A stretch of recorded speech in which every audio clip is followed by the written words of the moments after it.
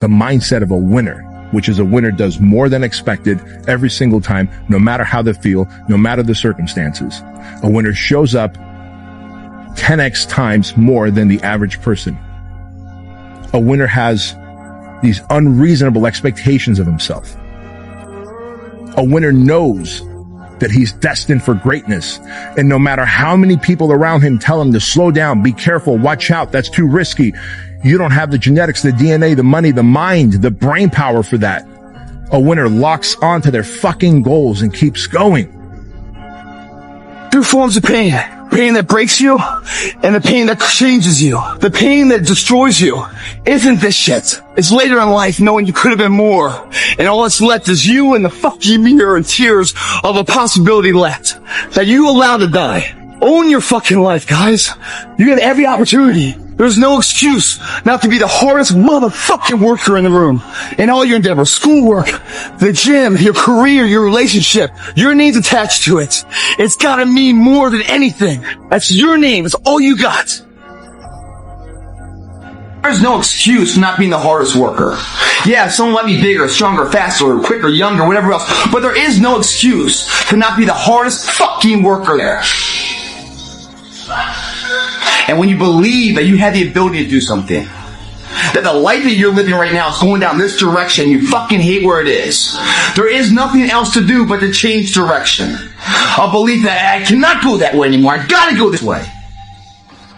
And what do you have to lose? You know the outcome if you continue the same shit. Why not just commit one time in your life to something? See what happens. There are no losers. War is a nightmare. War is awful. It is indifferent and devastating and evil. War is hell.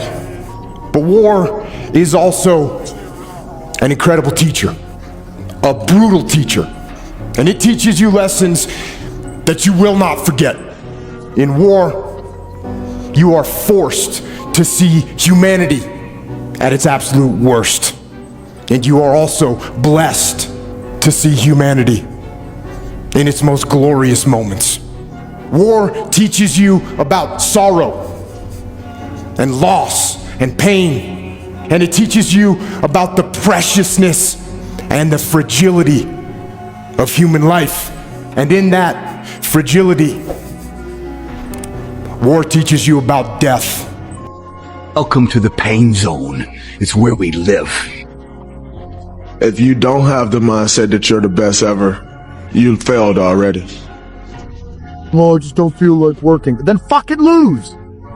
But if you're a winner, then you need to wake up and realize that you are judged purely and only on your competency and capability. That's how I judge people. I don't have useless grit. What if is the worst question you can ever ask yourself. I failed. It's 1,000,000 times better than what if. Because that motherfucker got up and did something, showed up. 10 times more of the man and says, what if? What if, man? What if is an ongoing debate inside yourself that you can never come to conclusion on. I got up and failed, at least I know. Otherwise, what if? Every minute of every day for your existence, battling inside your head, trying to turn off the voices, but you can't. The window of opportunity is closed. Something you can do, but sit back and wonder, what if? Nope, don't like that, man. I'd much rather take the gamble and lose. In the midst of the storm, a lot of people feel like, man, I lost this. I lost that, right? But when you come out of the storm, the perspective that you gain, right? The person that you have become, right? The happiness that you've gained, the joy, the peace that you've gained, right? You always gain something in spite of what you consider to be a loss. It's all in your mind. Whatever you hold in your mind will tend to occur in your life. If you continue to believe as you have always believed, you will continue to act as you have always acted. You will continue to get what you have always gotten. If you want different results in your life or your work, all you have to do is change your mind. Even if you're tired, you can still go to the gym. Even if you're annoyed with your spouse, you can still speak in a manner that's loving. Even if you don't feel like doing that hard work, you can still push yourself to do it. Your feelings aren't a choice. Your behavior and your thoughts are always a choice. Easiest thing in the world to do is to complain, blame, and quit and settle. That's the easiest thing in the world to do. But it takes real work to deconstruct and to reconstruct the thought process and the mindset of an individual when they're trying to change something. That's why I always say to people, what's more important, what we acquire or who we become? A lot of people put a title on me. They want to, they see me now. They see me now as the guy that with his shirt off who can do 4,030 pull-ups in 17 hours, who can run 205 miles in 39 hours, who can do all this crazy shit. But what they don't understand is they don't understand the journey that it took me to get to this point. And what got me to this point was I was just the opposite of what I am today. I was that guy who ran away from absolutely everything that I got in front of me.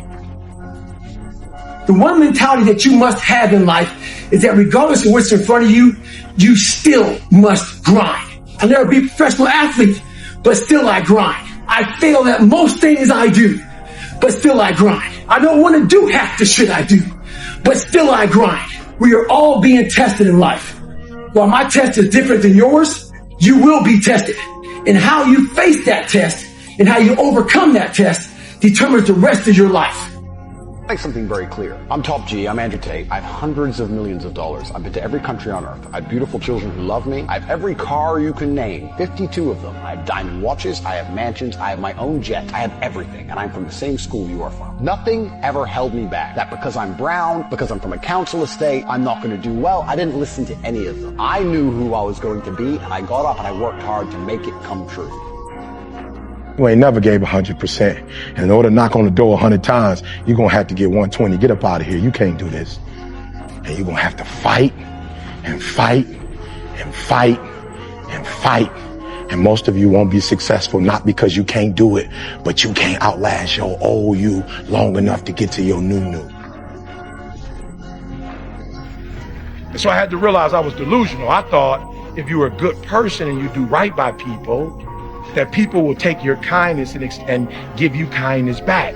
But what I realized is sometimes in this world, the kinder you are, the more they try to play you like a fool. I was delusional.